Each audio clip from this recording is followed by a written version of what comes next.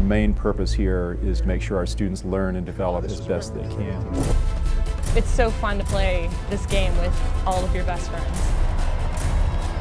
I was very proud of our seniors.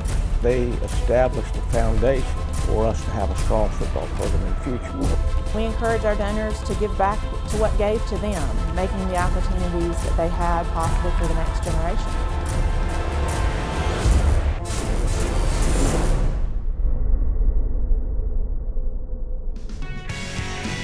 Welcome to campus, everybody, for the Samford Chronicle. I'm Brad Radisi. I hope you and yours had a happy Thanksgiving.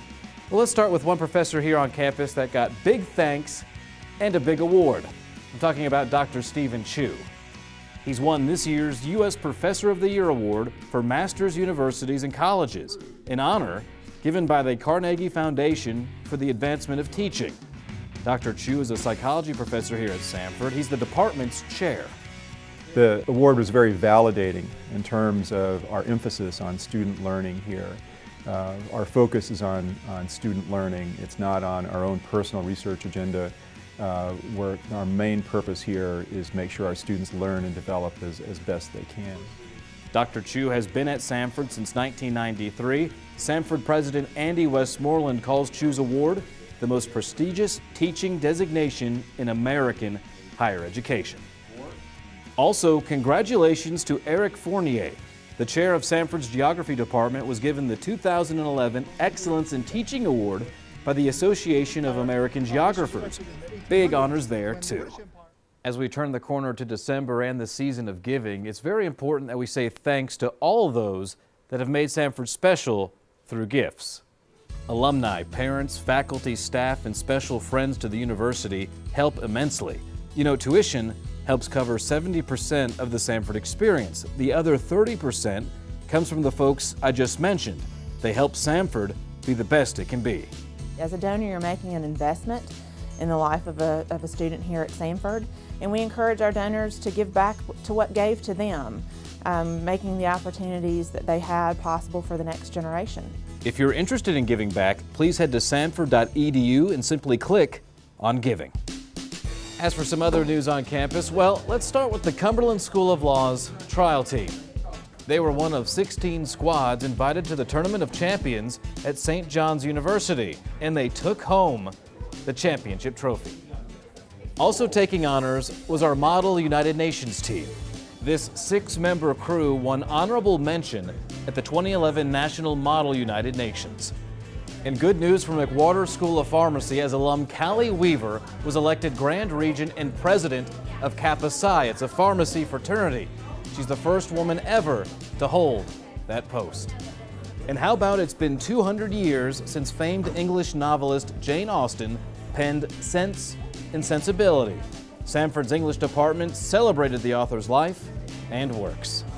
Samford's Brock School of Business had a very special guest to open their month, as Ian Solomon, the U.S. Executive Director of World Bank Group, made his first trip to Alabama to talk to students. World Bank works to fight poverty and improve living standards worldwide. All right, let's get to Samford Athletics. Lots to get to here as we're putting some hardware right into the trophy case. And we'll start with football. The guys wrapping up their 6-5 year, 4-4 in the Southern Conference. The season finale came against Auburn, the red and blue in full force at the game at Jordan-Hare Stadium. Sure, the Tigers won 35-16, but Samford had them nervous. Down just 14-13 in the third quarter. The Bulldogs, they're moving in the right direction. I was very proud of our seniors. And that, you know, when we started the SoCon, nobody really gave us a chance to do anything. And, you know, 2 of the 4 years, they had winning records. And I think they established a foundation for us to have a strong football program in the future. Once we get comfortable with each other as the new freshman class comes in and this freshman class matures, we can be a special team. And at that game, Samford head coach Pat Sullivan was honored by Auburn. This year is the 40th anniversary of Pat's Heisman Trophy winning season with the Tigers. Of Auburn quarterback Pat Sullivan. I didn't anticipate all this. when we made the game a couple of years ago. You know, a couple of years ago I was just trying to get a game to help Samford make some money and pay some bills and buy some uniforms. And talk about something special. How about Samford's soccer team? The ladies won the Southern Conference regular season and tournament championships. Plus, they made it back to the NCAA tournament for the third time. Chemistry is what makes this team so good on and off the field. The cool thing is like I know that I have like a group of sisters that are like my sisters in Christ that I can just come to even when soccer is over. So even though like with soccer, like it's basically win or go home, like I know I still have these people with me like for a lifetime. The ladies end their season 14-6-1. Number 1 seed FSU beat them in the NCAA tournament 2-0. Also making the NCAA tournament, Samford's volleyball team. It's their first ever trip. This comes after winning the SoCon Tournament Championship. Elizabeth Neisler is the SoCon's Player of the Year. The Dogs went 29-4 in this history-making season. Very proud of all of you. Very focused, very determined. That's the best volleyball this school has ever played. At a lot of places, you'll kind of view volleyball as a job.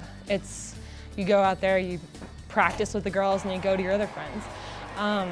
This volleyball team, we are all friends with each other. We hang out with each other.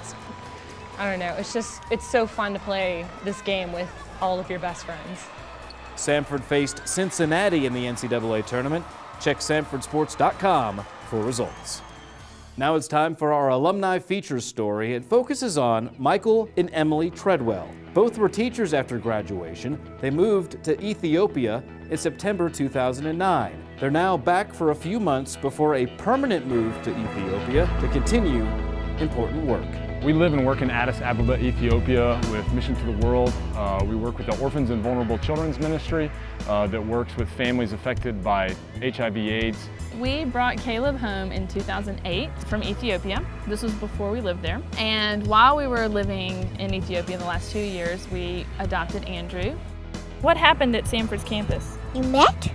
This is where we met, and what else happened? What about the bridge that I showed you?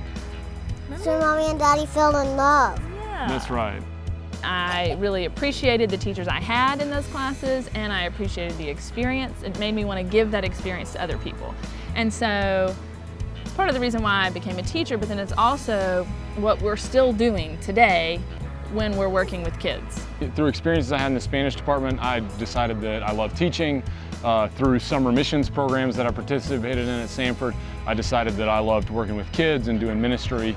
And through contacts from Samford, I got my first teaching job here in Birmingham.